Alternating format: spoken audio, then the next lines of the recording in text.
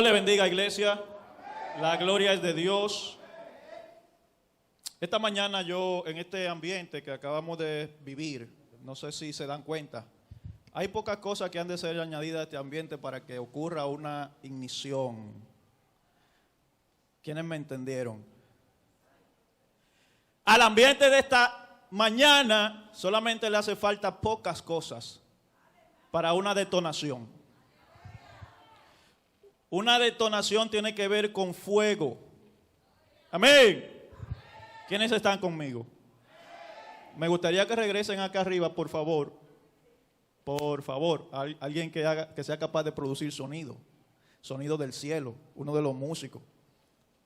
Que no se me vayan todos. Bien, antes de empezar a predicar, quiero decirle que me siento privilegiado. Siempre me siento privilegiado, pero hoy, y por alguna razón de Dios, que todavía no ha llegado a mi entendimiento, me siento un poco, muy a la expectativa. No un poco me he sentido antes. Pero en sentido particular hoy siento mucho más expectativa de lo que Dios quiere hacer. Y de lo que Dios va a hacer no solamente esta mañana, sino en este año y en todo lo que transcurrirá nuestra vida hasta que Dios decida y aún más allá. Bien. Y quiero expresar una pequeña analogía antes de empezar mi tema central de hoy, mi tema básico. Miren, mientras adorábamos, realmente yo lo que quiero decir con lo que acabo de decir es que sentía mucha presencia de Dios. Yo no sé quiénes coinciden conmigo, quiénes han coincidido conmigo en estos tiempos de oración con pedir fuego, literalmente fuego, porque nosotros vemos fuego en la palabra de Dios, muy asociado con el poder del Espíritu, pero no solamente eso, sino con la forma como Dios nos purifica el Espíritu. Recordemos que reunidos en el día de Shavuot, el día de Pentecostés, a los 50 y tantos días de la resurrección de nuestro Mesías, nuestro Señor, pues ellos estaban allí reunidos bajo las instrucciones de nuestro Señor, de que no salgan de allí a hacer nada hasta que el Espíritu de Dios no descienda.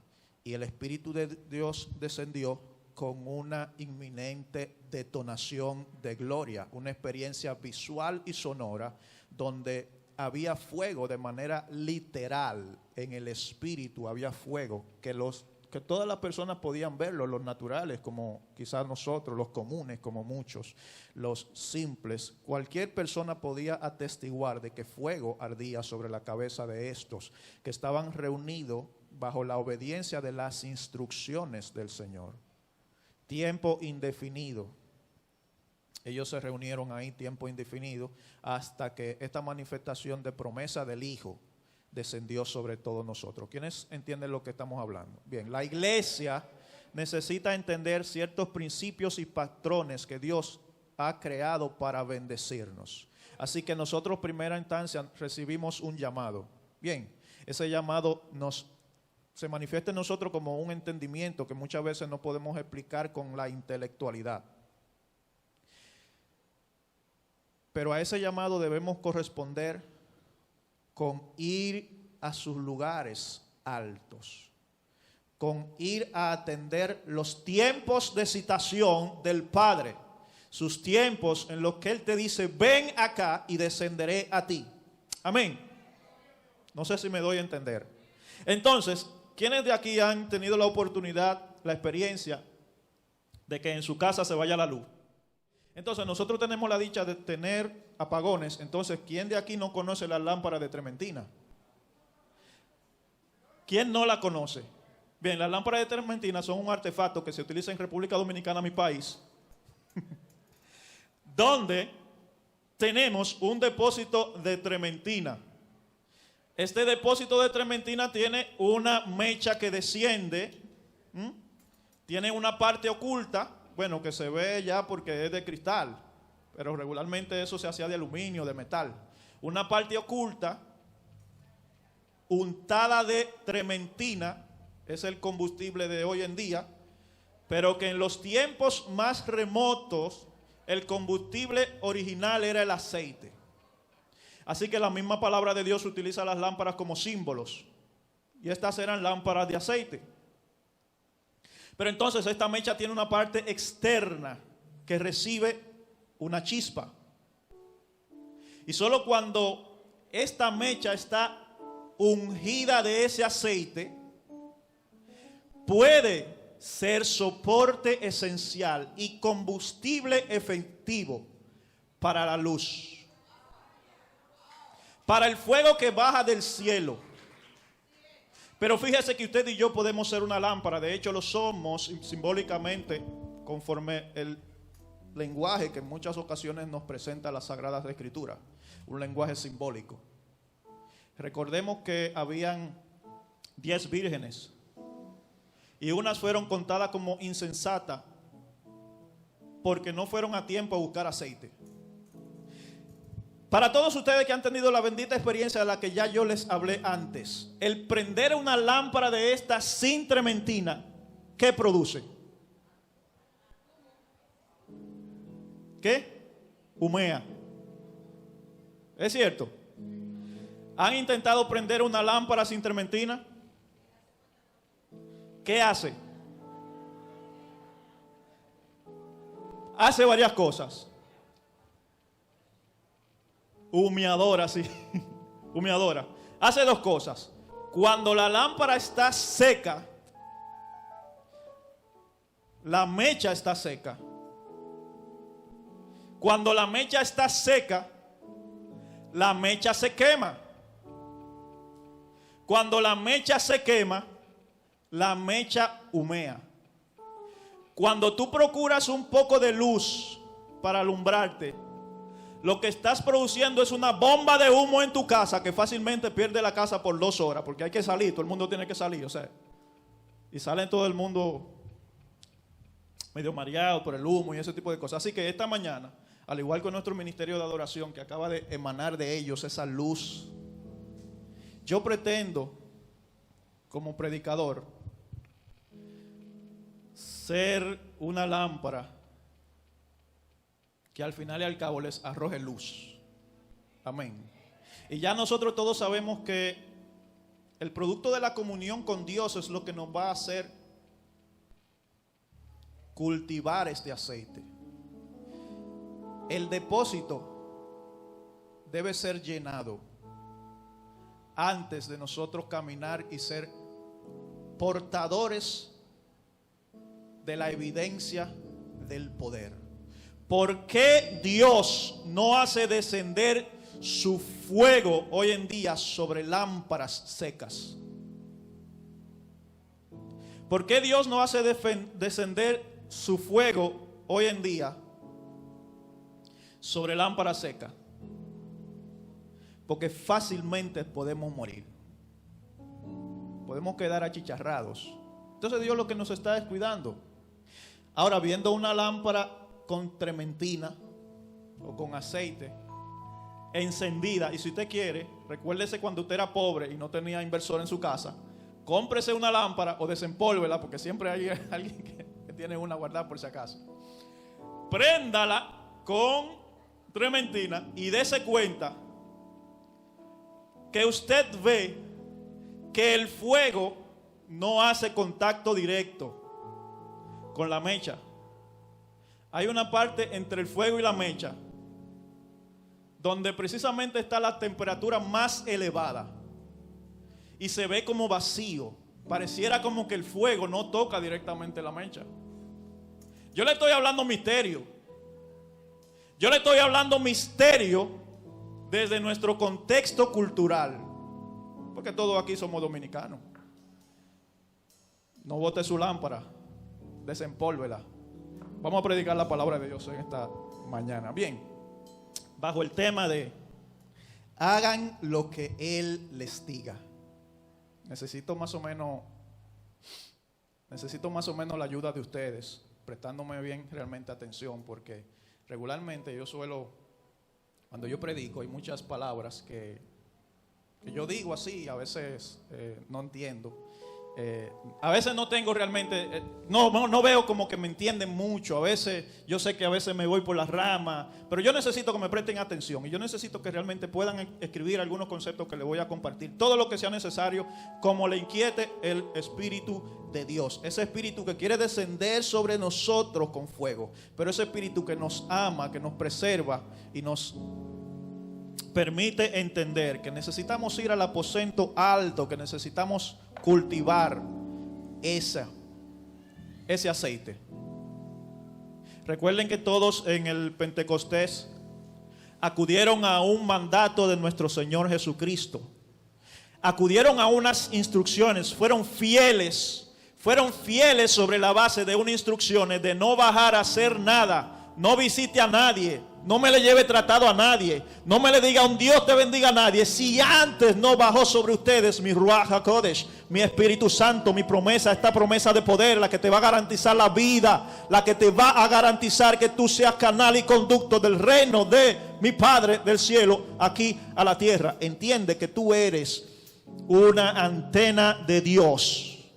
Cada vez que nosotros decimos en el Padre nuestro, venga a nosotros tu reino, es la revelación del Hijo, de que nosotros tenemos la potestad de canalizar el reino de Dios y su poder infinito a la tierra, rompiendo los cielos, rompiendo las leyes naturales.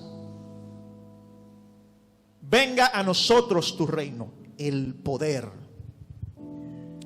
de hacer lo que Él les dice que haga. Vamos a Juan 2 del 1 al 12. Ahí tenemos la historia de las bodas de Canaán.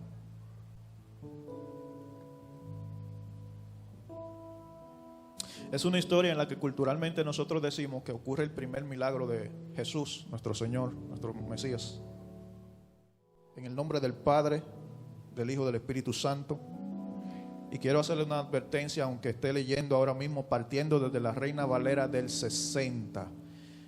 Vamos a abrir nuestro entendimiento y vamos a dejarnos llevar a través de esta como punto de partida a la verdad de la intención original de nuestro Padre que está en el cielo. Amén.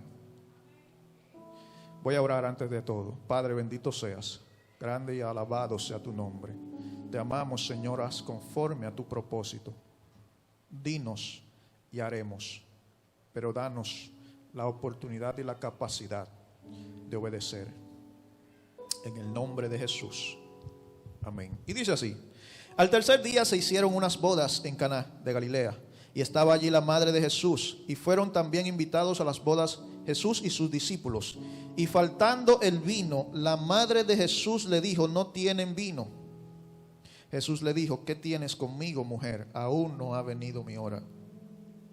Su madre dijo a los que servían: haced lo que él os dijere.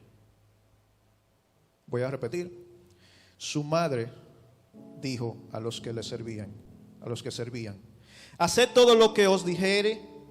Y estaba allí 6 tinajas de piedra para agua, conforme al rito de la purificación de los judíos, en cada una de las cuales cabían 2 o 3 cántaros. Jesús les dijo: llenad estas tinajas de agua, y las llenaron hasta arriba. Entonces les dijo: sacad ahora y llevadlo al maestresala. Y se lo llevaron. Cuando el maestresala probó el agua hecha vino, sin saber él de dónde era, aunque lo sabían los sirvientes que habían sacado el agua, llamó al esposo y le dijo: todo hombre sirve primero el buen vino, y cuando ya han bebido mucho, entonces el inferior, mas tú has reservado el buen vino hasta ahora. Este principio de señales hizo Jesús en Caná de Galilea y manifestó su gloria, y sus discípulos creyeron en él. Después de esto descendieron a Capernaum, él, su madre, sus hermanos y sus discípulos, y estuvieron allí no muchos días. Bueno, en este relato, simple y sencillamente, Jesús, toda la familia fue invitada a una boda presuntamente de alguien, ¿verdad?, muy muy conocido de ellos, alguien cercano. Nadie invita a un desconocido a su boda. Entonces se les acabó el vino y María motiva a Jesús a resolver ese problema. Jesús dice: ¿qué tienes conmigo, mujer? O sea, todavía no ha llegado mi tiempo. Lo que siempre generalmente hemos dicho es que presuntamente Jesús no había iniciado oficialmente su ministerio. Pero ella dice algo muy sabio, y ella dice algo que es el fundamento de nuestra palabra del día de hoy: hagan lo que Él dice. Entonces vamos a ir desglosando realmente cuál es el significado de esta palabra, qué mueve en el cielo y en la tierra esta palabra y qué profundidades tiene esta palabra. Hagan lo que Él dijo. Inmediatamente después de esto, Jesús le da unas instrucciones muy exactas y específicas. Dice que habían 6 tinajas reservadas, y esas 6 tinajas eran para el rito de la purificación de los judíos. Ellos hicieron tal cual como Jesús les dijo, y lo que era agua en estos 6 cántaros que cada uno recibía, en estas 6 tinajas que cada una recibía 6 cántaros, eso significa 12 cántaros. Eso significa un cántaro por cada una de las tribus de Israel. Bien, estas tinajas llenas hasta el borde de H2O, milagrosamente se convirtieron en vino. Ahora bien, Jesús no brilló por ese milagro. El maestro de ceremonias, el jefe de la fiesta, el administrador de la fiesta, no precisamente el novio, sino el maestrésala, el que dice esto es lo que va o esto es lo que no va, él aprueba que él prueba el vino no sabiendo su procedencia milagrosa, y él dice: este es el mejor vino, bárbaro, te la comiste, atribuyéndole ese beneficio al dueño de la boda, al que se casaba, ¿verdad? Jesús no salta diciendo: no, fui yo, espérate, eso es mío. No, Él se quedó tranquilo, sumiso como nuestro Señor, que es humilde. Bien, el rito de la purificación de los judíos correspondía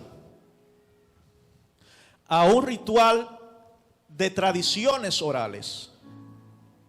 Esto no estaba precisamente escrito en las instrucciones que Dios le entregó a Moisés, lo que llamamos la Torá, sino que, y aquí necesito explicar un poco de quiénes eran los fariseos, de quiénes eran ese grupo que tenían 2 instrucciones.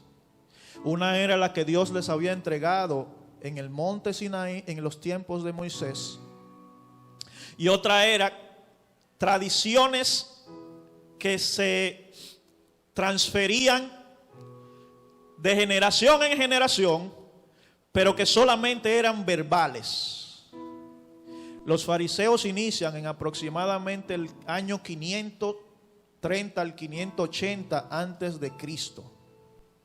Y uno de los errores de los fariseos era la autoridad ilegítima que ellos querían ejercer sobre el pueblo, añadiendo a las instrucciones de Dios cosas que Dios no había dicho.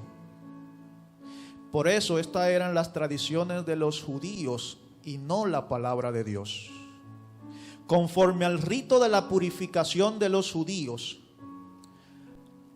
había una ceremonia ritual que ellos se la añadían a la Torá para que todo aquel que quiera obedecer a Dios también entienda por la falsa autoridad de los fariseos que debe hacerle estas cosas extras agregadas y así ser purificado. Así que cuando nuestro maestro Yeshua toma precisamente estos cántaros, estas vasijas sacrosantas según el ritual de la purificación de los judíos, lo que estaba era profanando la autoridad ilegítima, confrontando la autoridad ilegítima de los fariseos. Y dice, este principio de señales hace Jesús. Cuando dice este principio de señales, entendemos cuál es el propósito del Mesías al venir. Cuando Él vino a redimir desde el error. Y Él vino a contender de manera directa contra todo lo que era abominable al Padre. Así que Él vino a reivindicar y a redimir desde el error, recortando las ramas extras que habían hecho crecer sobre la estructura original de lo que son nuestras instrucciones de parte de Dios.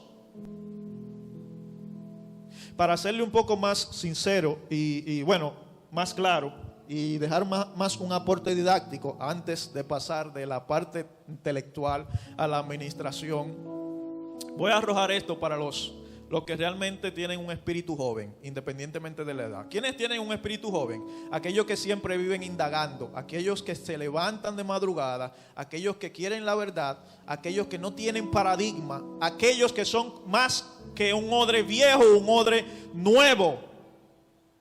Estos fariseos tenían una práctica abominable para Dios, denominada los takanot, y lo pueden apuntar, porque todo lo que pueda yo decir aquí es cuestionable. Yo no soy infalible. Usted puede investigarlo también. Los takanot era un decreto que los fariseos emitían, colocándolo sobre las instrucciones de Dios, añadiendo carga a las personas que ellos mismos no podían cumplir, haciéndole difícil a la gente común la entrada al reposo de Dios. Todo eso lo dice Pablo en las Escrituras. Así que el pleito más grande que Dios tenía, que Yeshua tenía, cuando Él vivió en su contexto, era contra el pensamiento de una palabra extra que Dios no había mandado decir. ¿Y por qué es importante hacer lo que Él diga que haga? Sin añadiduras, sin torceduras, sin una jota más o una tilde menos. Desde el principio de los tiempos hasta el sol de hoy, Dios demanda el cumplimiento fiel de lo que es su palabra. Y vamos a ver donde todo esto inicia y donde se rompió la conexión, donde empezaron los cortocircuitos entre el hombre y Dios, donde hubo muerte y separación. Y siempre que predico tenemos que ir a Génesis, no porque yo quiero, sino porque el Espíritu me lleva a través de los fundamentos, el libro de los principios divinos. Tenemos a Adán, y a Adán Dios le da instrucciones claras. Quiero darles un dato curioso. Todos aquí sabemos que Dios creó los cielos y la tierra, que puso a Adán en un jardín y le puso a ser mayordomo de todas las cosas. A veces nosotros pensamos teológicamente, con argumentos no precisamente bíblicos, y no lo indagamos en sus profundidades, y terminamos repitiendo algo que de generación en generación se viene diciendo mal y se viene aplicando mal, porque no vamos a escudriñar la palabra como los de Berea. Tome apunte como los de Berea y vaya y consulte con el Espíritu Santo, palabra en mano, si estas cosas predicadas son la verdad. Porque nosotros muchas veces decimos, yo mismo lo he dicho, que Adán debía tener ciertas cualidades sobrehumanas para poder andar por el mundo y llegarle al infinito, a donde se encontraba la criatura más recógnita, para poderlo nombrar. Entonces ahí empezamos a decir, Adán era sobrehumano porque podía meterse a las mayores profundidades del océano nadando para ver los peces de allí abajo y nombrarlos. Adán tenía que ser un fuerte para subir a lo más alto de la loma, donde el ser humano no puede respirar por la carencia de oxígeno, y nombrar a los animales que allí habitan. Pero la palabra de Dios dice claramente y de manera literal que Dios colocó a Adán como corona de la creación. Él era el mayordomo, tenía el poder, y sus funciones eran crecer, multiplicarse y dominar. Así que tenemos a Adán. Dice la palabra de Dios de manera literal, Dios hacía venir a Adán todas las criaturas de la tierra. Supongamos que máximo en este Edén hermoso, donde hay tantas flores. Gloria a Dios. Y aquí tenemos a Adán. Así que lo que hacía Adán no era ir por el mundo a nombrar todos los animales de la tierra. Dios hacía que todos los animales de la tierra vinieran a donde Adán. Ellos venían uno por uno donde Adán. Y Adán los nombraba. Y Adán le va a decir: tú te llamas mono, tú culebra, tú alacrán, tú maco. Y así cada animal adquiría su propósito. Porque Dios permite que el que domina, según el poder de Dios aquí en la tierra, sea Adán. Y todos los animales, al ser nombrados por Adán, adquirían propósito en torno al hombre. Todas las criaturas de la tierra giraban alrededor del hombre. El hombre estaba empoderado sobre todas las criaturas de la tierra. El hombre podía crecer porque Dios le dio esa función. El hombre podía multiplicarse porque Dios le dio esa función. El hombre podía dominar, conforme la Reina Valera es sojuzgar, pero entiende, el hombre podía reinar y le era legítimo. Y nada se le resistía, porque Dios le dio estas cosas. Y Dios creó todo lo que existe, y habiéndolo creado todo, Dios mismo dice: todo es bueno. ¿Estoy en lo cierto, sí o no? ¿Sí o no? ¿Hasta ahora estoy siendo entendido? Bien.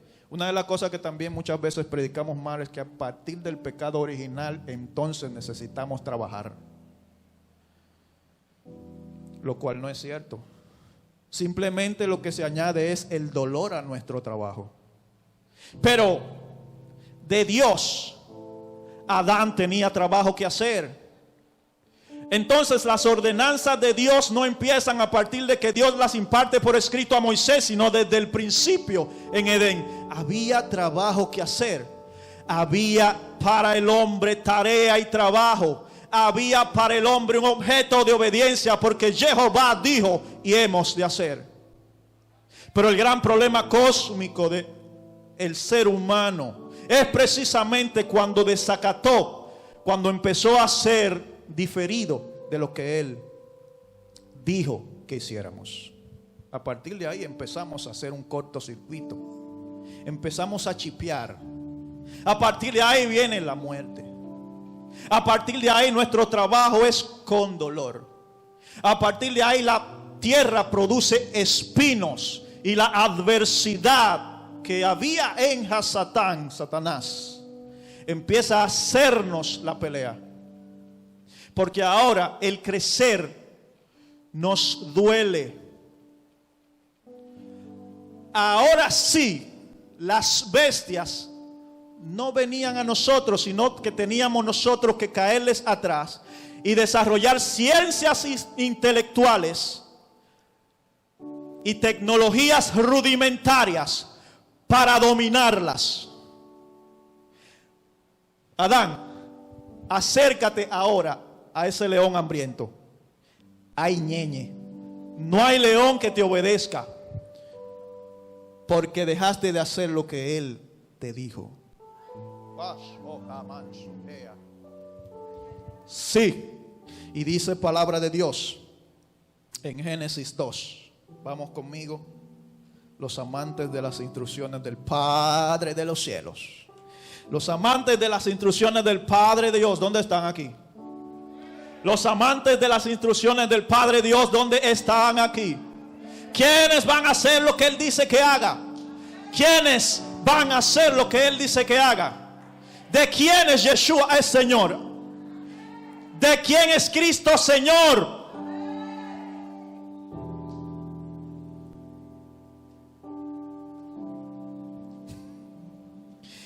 Palabra de Dios. Dice así, Génesis 2:15. Tomó pues Jehová Dios al hombre y lo puso en el huerto de Edén. Atención a los mandamientos de Jehová Dios. Todavía no había aquí un Moisés ni una instrucciones escritas, pero había mandamientos. ¿Sí me copian? ¿Me doy a entender? Y dice Dios, verso 16, y mandó Jehová Dios al hombre. ¿Qué le hizo? Lo mandó. ¿Quién manda? ¿Quién es Señor? Manda. Y mandó Jehová Dios al hombre diciendo, de todo árbol del huerto podrás comer. Y Dios dice, mas del árbol de la ciencia del bien y del mal no comerás. ¿Por qué? Porque el día que de él comieres, ciertamente que morirás. Pero vuelvo a leer desde el 15. Tomó pues Jehová Dios al hombre y lo puso en el huerto de Edén, para que lo labrara y lo guardase. ¿Qué tenía que hacer el hombre? Trabajar, labrar el huerto, guardarlo. Eso se hace durmiendo. Ustedes han visto un hombre trabajando en el campo. Ustedes han visto estos señores mayores en el campo. Yo les invito a que vayan a un campo. Si su familia no tenga un campo, no tiene un campo, no importa, tírense a uno. Váyanse a un batey. Yo quiero que ustedes vean hombre de 70, 80 años trabajando todavía el campo, más fuerte que cualquiera que esté aquí que tenga 15 años. El trabajo le da la razón de ser al ser humano, y desde Edén tenemos ordenanza para trabajar. Hemos de labrar el Edén, hemos de labrar el huerto, hemos de cuidar al huerto, hemos de guardarlo el huerto. Y esto es un misterio, porque guardarlo ¿de qué? Todo era bueno. ¿Me doy a entender?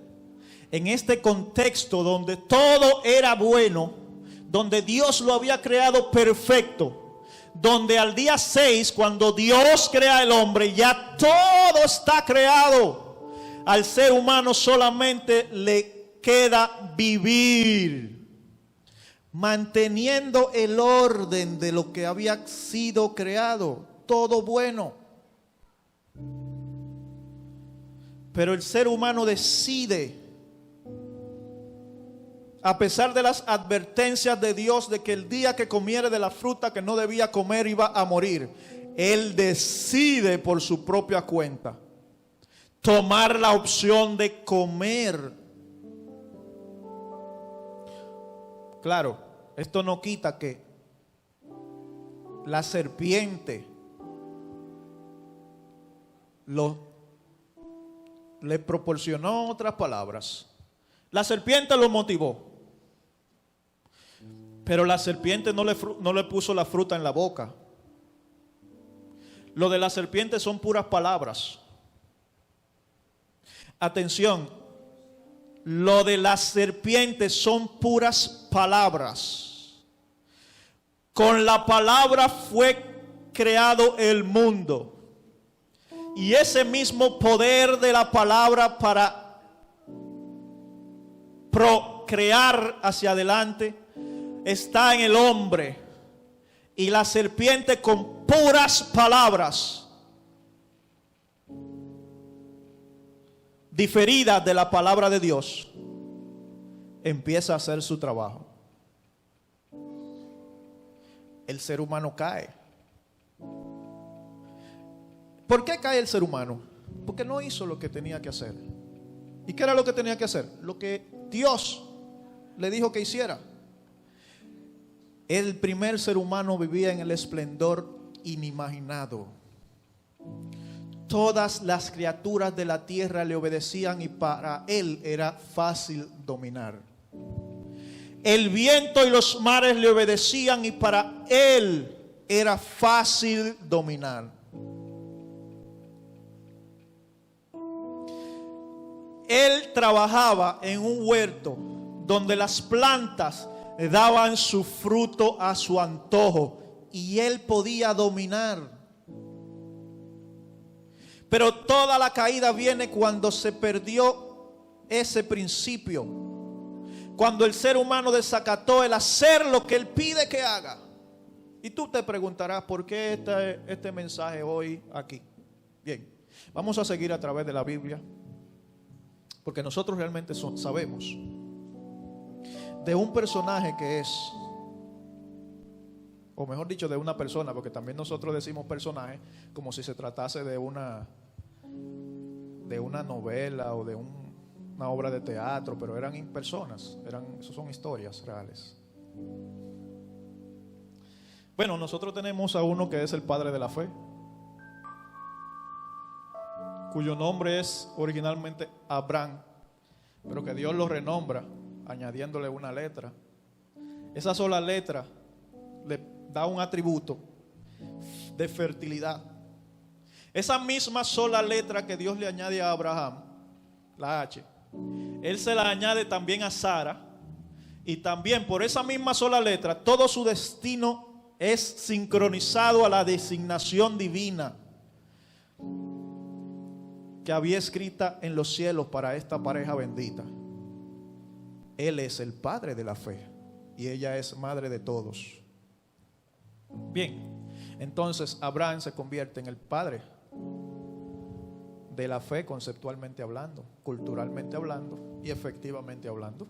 Pero ¿por qué Abraham se convierte en el padre de la fe? ¿Qué es lo que realmente quiere redimir? ¿Y qué es lo que realmente viene a redimir nuestro Señor, nuestro Mesías, el Cristo de Dios, Jesucristo, Yeshua HaMashiach? Él, en virtud de que nosotros hagamos lo que Él dice que haga. Esto no se lo reveló carne ni sangre a María. Y cuando viene a ver a una persona no letrada, no sabemos mucho de María, honestamente. Ella dice, atendiendo a los principios, a los mismos principios del Edén, a los mismos principios de los lugares celestiales donde Satanás desacata a Dios, haciéndolo diferido a lo que Él dice que haga. Empieza a desear el trono de Dios, y ese mismo modelo de pecado y de muerte es transferido a la tierra, porque la astucia de la serpiente viene a decir, bueno, yo me voy a hacer apropiar de este reino. Mi reino, como siempre yo digo, mi pseudo reino será aquí en la tierra, en el reino que se le ha dado al ser humano. Yo sé cómo lo voy a hacer. Los voy a disuadir de hacer lo que Él dice que haga. Tan sencillo como eso.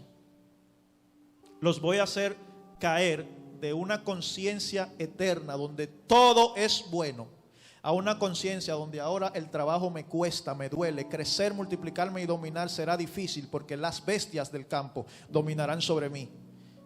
Y dice Satán, estoy parafraseando y haciendo un ejemplo, y yo dominaré sobre el ser humano. ¿Cómo el ser humano nace muerto espiritualmente? Porque se originó una línea de pecado, de desacato a hacer lo que Dios dice que haga. Naturalmente el ser humano crece desacatando la orden de Dios, más inclinado a las leyes naturales, en lugar de ser Él quien domina todas las leyes naturales, donde Él fue sembrado con toda autoridad y legitimidad del Padre como mayordomo y rey. Recuerden que Él es Rey de Reyes. En esta esfera terrestre donde nuestro cuerpo es legítimo, el Rey es el ser humano, única y exclusivamente guiado, dirigido, vinculado en una unión perfecta con Dios. La muerte consiste en que a partir de esa fatal decisión, ellos iban a ser separados de Dios y Dios iba a ser separado de él. Como en griego la palabra muerte significa apoginomai, y como en otras ocasiones ya yo he explicado el concepto de la apoginomai, es que yo voy a esa planta de mango de allá afuera con un machete y le corto una rama, inmediatamente esa rama muere. Entonces Yeshua nos revela un principio y dice, yo soy la vid y ustedes son los pámpanos. En cierta manera, en verbo dominicano dice: yo soy la mata de mango y ustedes son las ramas. Las ramas separadas de la mata, no vayas a esperar mango de ella. Está muerta, literalmente. ¿Me doy a entender? Ahora, una rosa es muy hermosa. Usted la corta del rosal y le puede adornar su casa por 3 días. Pero la rosa, desde que usted la cortó, ya está muerta. Solamente le queda una vida latente, es decir, un esplendor superficial, pero ya no hay comunicación entre la planta y esa rosa. Bien, solamente con el Espíritu de Dios recibimos la vida, y es por esto que en la palabra de Dios se dan milagros tales como una vara de almendro, que es una rama cortada, florece, fructifica y echa un retoño. Un retoño es como la amenaza de seguir creciendo. Y es un milagro que Dios, con el que Dios le muestra su soberanía al pueblo de Israel. Así que andamos por el mundo secos como esa lámpara y como ramas, como varas cortadas, como rosas cortadas, con una camisita bonita y bien planchada, con una carita lavada, jóvenes, pero separados de Dios. Entonces todos nacemos con esa muerte y esa separación, y de ahí viene el plan macro de Dios. El plan macro de Dios, que tiene que ver con regresar al ser humano aquello que había perdido, porque una vez desacató el hacer lo que Él dice que haga. Entonces nosotros tenemos la historia aquí de Abraham, el padre de la fe, en Génesis 12, partiendo del versículo 1 en lo adelante. Leemos en el nombre del Padre. ¿Quiénes dicen amén? ¿Y quiénes dicen gloria a Dios? Interioriza esta palabra y empieza a usted a ver. Vaya conmigo. Nosotros hemos hablado del mundo, la consecuencia del pecado, los espinos, el trauma del mundo a partir de desacatar el hacer lo que Él dice que haga. Ahora personalícelo y entienda que en el mundo inclusive nacemos con trauma. Que el Espíritu Santo empiece a hacerlo a usted consciente de su realidad y de su trauma. Porque todo el mundo hemos pasado por situaciones difíciles que nos han marcado, que nos son adversos, para no volvernos a unir al Padre. Pero para esto ya Dios tiene un plan macro, un plan eterno, un plan grande con usted y conmigo. Este plan incluye renovarlo y elevarlo a un nivel de conciencia de donde nosotros caímos. Es regresar a la conciencia donde todo es bueno. Y a razón de estas cosas dice la palabra de Dios: a los que aman a Dios, todas las cosas le ayudan a bien, para aquellos que son llamados conforme a sus propósitos. ¿Estoy en lo correcto? Necesito que interactúen conmigo y vamos a Génesis 12. Dice: Dios llama a Abraham.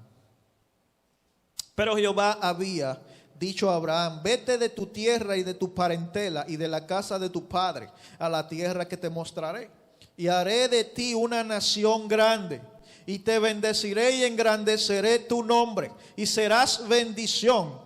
Bendeciré a los que te bendijeren, y a los que te maldijeren maldeciré, y serán benditas en ti todas las familias de la tierra. Y mi pregunta es: Dios es Dios.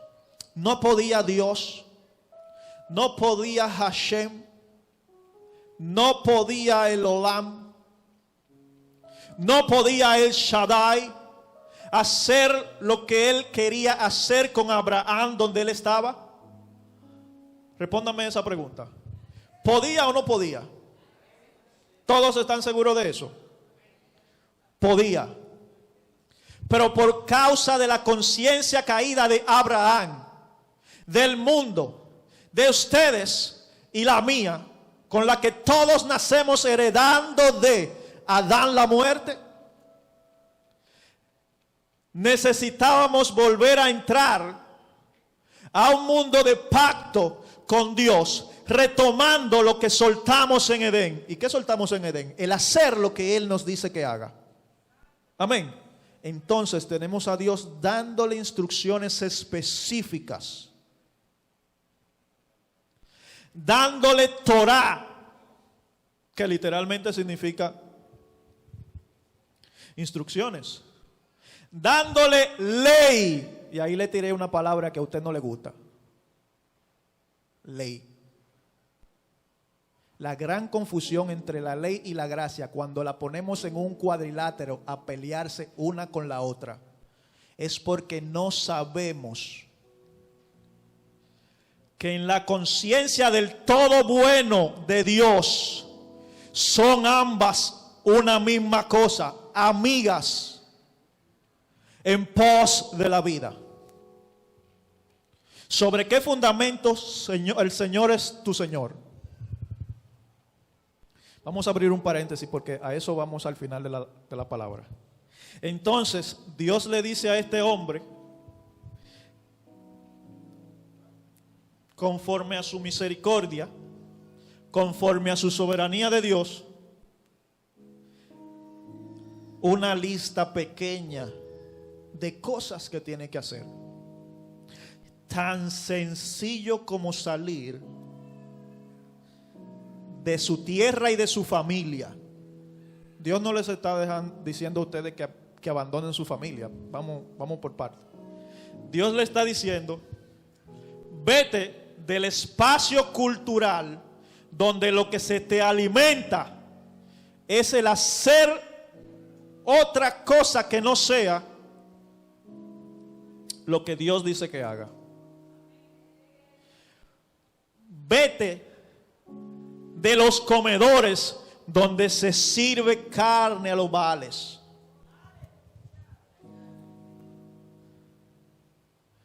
Vete de la cultura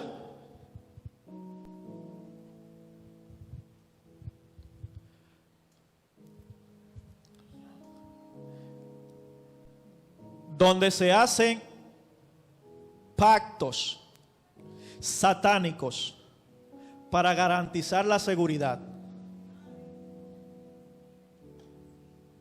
Vete de la cultura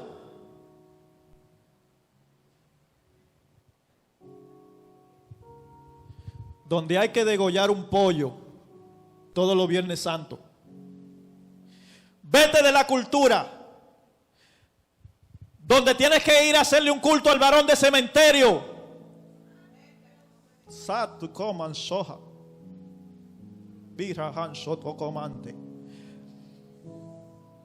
Pero en síntesis, Dios le está diciendo: vuelve a hacer lo que yo te digo que haga. Y si así me haces, parafraseando ahora esta parte, ¿verdad? Dice: si así me haces, bendeciré a los que te maldigan.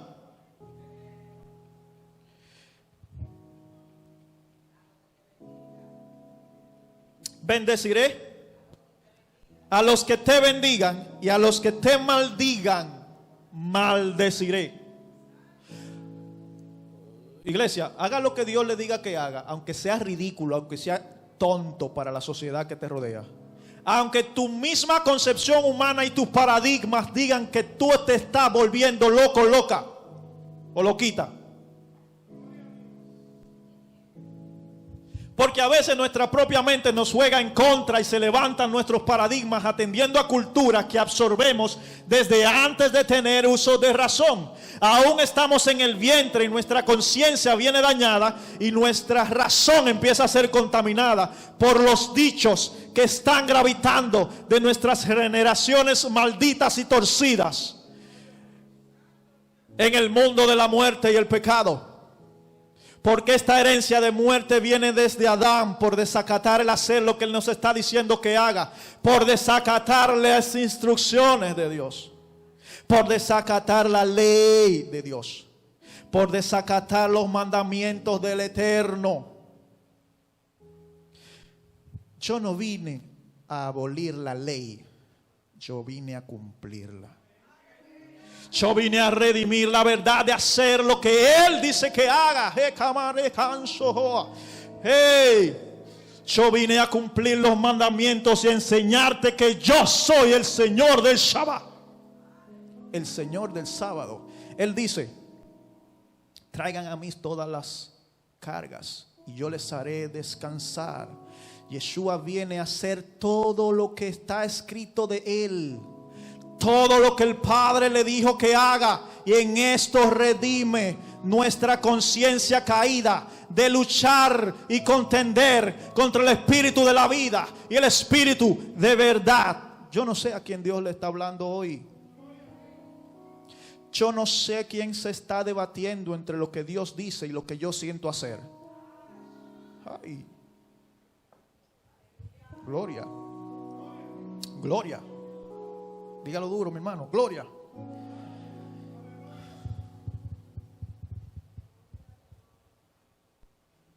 Gloria.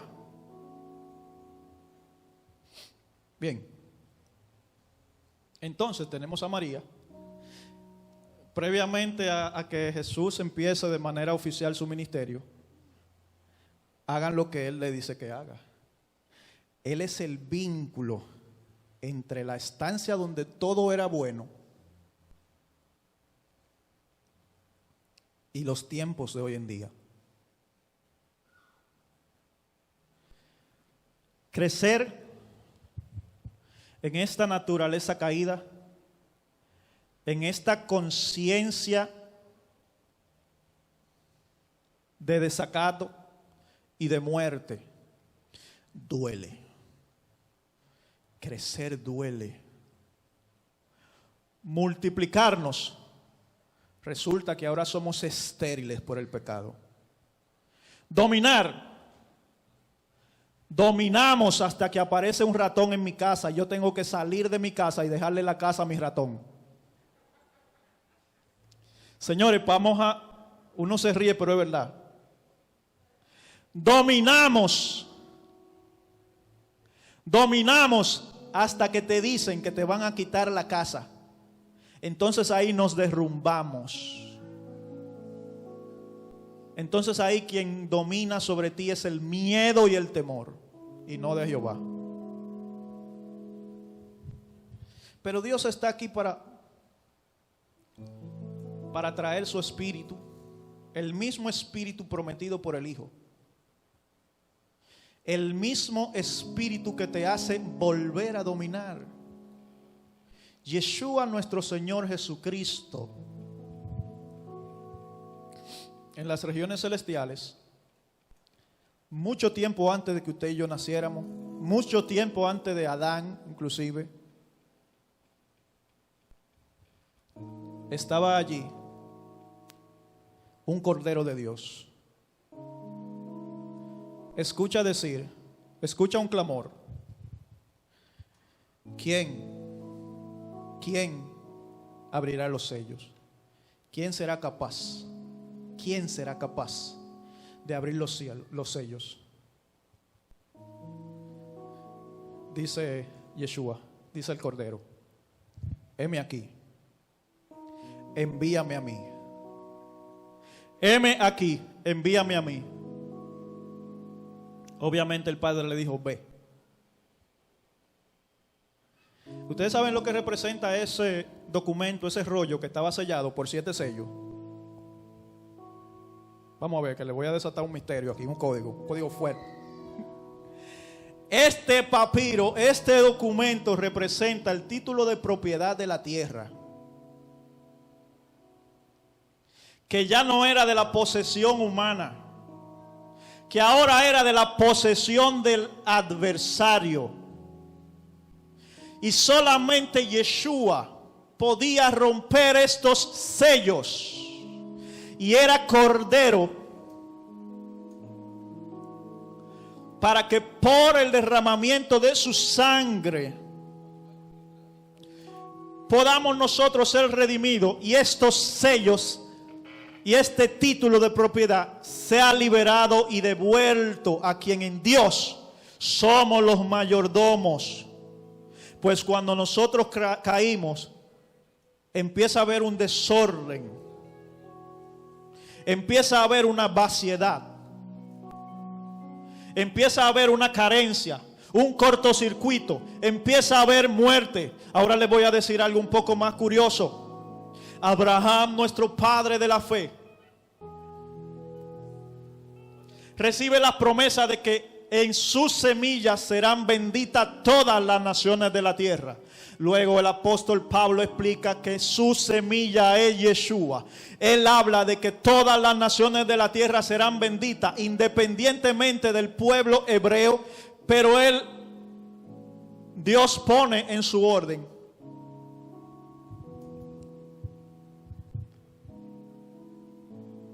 cubrir toda la tierra y toda la humanidad bajo el pacto de salvación, de reivindicación en alguien que todavía no había recibido una palabra escrita, en alguien 400 años de la venida de una palabra escrita. ¿Por qué el ser humano necesita una palabra escrita? Porque Dios necesita trabajar la conciencia humana partiendo de algo sólido, de algo tangible, para que por su obediencia año tras año a estas tradiciones del pueblo hebreo se haga una remembranza de cómo Dios ha librado la humanidad y un establecimiento profético de cómo Él venía como cordero a ser inmolado en el matadero.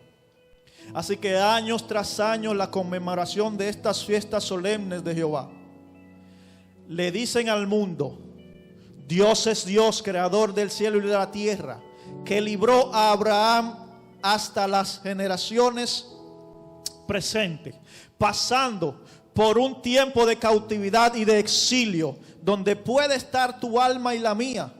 Y Dios te libró de Egipto, que representa ese sistema pagano y cultura donde constantemente se te está alimentando el pensamiento de hacer lo que te da la gana. Yeshua tiene dos, y entre otras, quejas muy puntuales. Una de ellas dice: me llaman Señor y no hacen lo que yo les digo. Y otra dice: ¿habrá fe cuando venga acá el Hijo de Dios? ¿Habrá fe cuando regrese su venida? Y yo te voy a decir lo que dice la palabra fe. Más allá de nuestra tradición de la Reina Valera de 60, que dice, respetuosamente hablando, la convicción de lo que no se ve, la certeza de lo que se espera y la convicción de lo que no se ve. Estamos hablando de emuná. Más allá de esta verdad, estamos yéndonos a una profundidad donde habita su fundamento, su intención original, emuná. Emuná en el hebreo es la fe que está escrita en la palabra. Nuestro hermano Leandro un sábado explicaba las profundidades del concepto de la emuná de Dios, la fe. Entonces, desglosando, él decía que la emuná significa confianza y fidelidad. Pero esta palabra hebrea es saliente de tres raíces. Y me voy a concentrar en una específica. Las otras raíces significan fidelidad. Hay otra que significa confianza. Pero una tercera es la raíz Amón. Y Amón significa literalmente entrenamiento. Entrenamiento. Dios tiene su manera de entrenarte. Dios tiene su manera de entrenarte para ser vencedor. Dios tiene instrucciones para ti, porque Él te está entrenando. Nadie que entrena a nadie le priva de sus instrucciones. Nadie que entrena a nadie le priva de su ley. Nadie que entrena a nadie le priva de hacer un esfuerzo físico al que precisamente te anima y te dice: ánimo, esfuérzate, sé valiente. Yeshua se encuentra con un ciego y escupe la tierra, hace el lodo y la pone sobre sus ojos. Y usted pregunta, ¿no podía él sanarlo con una palabra? Sí, podía. A causa de la conciencia caída necesitaba quebrar el paradigma de su corazón y llevarlo a través de una serie de entrenamientos donde él tenía que ir él con sus propios pies y lavarse. Y lavarse con su propia voluntad. Tenemos a Naamán, el sirio, con lepra desde la coronilla hasta la planta de los pies. Amén. Dice él, no son Habana y Farfán mejores ríos, parafraseo, que este sucio Jordán. Pero él era sirio. Su orgullo en tener que irse a meter al río de los hebreos, bueno, no era solamente de los hebreos, era compartido entre toda la tierra, pero era el río. Era el bendito río de Dios. Era el orgullo que tenía en su corazón que no le permitía vivir en la conciencia redimida, donde no vale sirio ni hebreo, sino la voluntad de Dios. No es de quien quiere ni de quien puede, sino de quien Dios tiene misericordia. Basta que haga lo que Él te dice que haga. Bucamanda. Susepapamanseja. 7 veces sumérgete. ¿Y por qué así? No pregunte. 7 veces sumérgete. ¿Y por qué así? Yo lo digo. Haz lo que yo te estoy diciendo que haga. Puedo sanarte de la nada, pero haz lo que yo te estoy diciendo que haga. Yo no sé si usted personalmente se está identificando. No vea todo lo que yo estoy diciendo como una realidad de terceros. Empiece ahora a interiorizar estas palabras. Yo soy la tierra que quedó traumada, desordenada y vacía, porque empecé a ser diferido a lo que Él me dijo que haga. Pero Dios envió a su Cordero, que también es león. Vino y cumplió como Cordero todo lo que de Él está escrito a cumplir. Murió y resucitó a los cielos. Y aún le es reservado regresar como varón de guerra, con vara de hierro, y pronto vendrá sobre caballo blanco, con vara de hierro. El Cordero que también es león, le es reservado ahora regresar como león, y hemos de aguardar en su venida, haciendo lo que Él dice que haga. Amén. ¿Por qué Abraham es padre de la fe? Porque Abraham fue fiel a su entrenamiento. Sal de tu tierra. Y dice la palabra, Abraham salió de su tierra.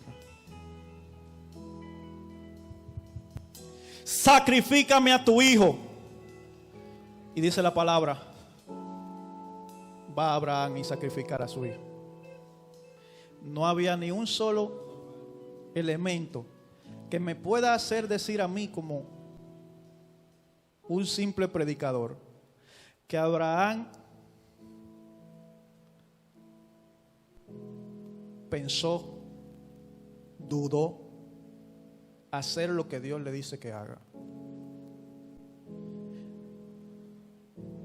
En ese mismo momento, como dice un dicho popular, la tercera es la vencida.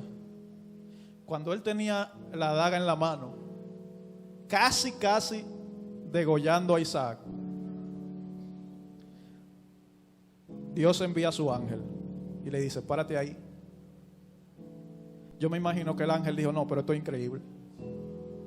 No, esto es increíble. Pero mientras iban de camino, Abraham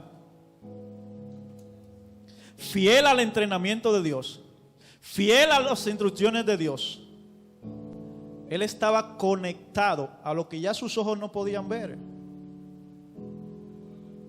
Él tenía la certeza de que en el mundo invisible había un designio mayor que preservar a su hijo. Y él venía diciendo lo que veía en el cielo. Dios proveyéndose de un carnero. Dios proveyéndose de un carnero. Dios proveyéndose de un sacrificio. Papá, ¿y dónde está la carne del sacrificio? Estate tranquilo, que Dios ya se hará de su cordero. Yo me imagino a Isaac diciendo, esto se está poniendo negro aquí. Esto se está poniendo oscuro. Papá, pero es que yo no veo todavía. O sea, ¿qué es lo que está pasando? Dime. No, tranquilo. Tranquilo. Tranquilo. Dios te dice en esta mañana, iglesia. Escucha bien. Dios te dice en esta mañana, haz lo que yo te digo que haga. Haz lo que yo te digo que haga. Piensa en tu interior. Decirle Señor a Jesús es hacer lo que Él te dice que haga.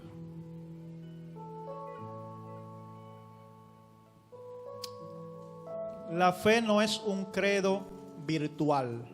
No es una cuestión de decirle, mi hermano, yo creo que hoy va a llover. No. Una de las raíces de la palabra emuná, y si mal no recuerdo esa es otra, no Amón, sino ahora es Emun. Tiene que ver con accionar, con movernos. La obediencia es por hacer, no por pensar hacer. De manera puntual, ¿qué Él nos dice que haga? Primero que nada, lo escrito establece. Yeshua dice, los que me aman, guarden mis mandamientos. Atención, jóvenes. Teníamos esta conversación en los grupos. Dios quiere que obedezcas sus mandamientos. En esto está su gracia. En esto está la ley y los profetas de nuestro Padre. Porque si de manera racional te resistes a la ley de Dios, a sus mandamientos, desde que tienes uso de razón, ya tú estás sujeto a las leyes físicas. Todos estamos sujetos al suelo por la ley de gravedad, ¿sí o no? O que venga uno flotando ahora y me diga que no. ¿Ustedes saben cómo le es capaz al hombre caminar sobre las aguas? ¿Ustedes saben cómo le fue capaz a Moisés abrir el mar? Porque debemos entender que Dios no abrió el mar. Moisés abrió el mar. Moisés estaba haciendo lo que Dios le dijo que haga. Usa la vara. Emprende ese viaje a través del desierto. Les mandaré maná, reúneme el pueblo. Sobre el fundamento y la base de hacer lo que Dios le está pidiendo que haga. Entonces Moisés adquiere el dominio de la dimensión y la conciencia del todo bueno, previo al pecado original. Así que en él habita el poder que Dios le dio a Adán para decir, ábrete. Y el mar se abre. Pero ¿qué hizo Moisés antes de eso? Yo estoy asustado. Vamos a hacer un día de ayuno a Jehová para que él haga. ¿Y qué le dice Dios? Oye, no es tiempo de orar. Agarra la vara esa y abre el mar. Domina sobre lo que te di dominio. domina sobre tu cuerpo y reprende el vicio, reprende las ganas de mentir, reprende el pensamiento homicida, porque eso no ha de gobernar tu vida. Haz lo que Él te diga que haga. Perdona. Ama a tus enemigos. Al que te pide, dale.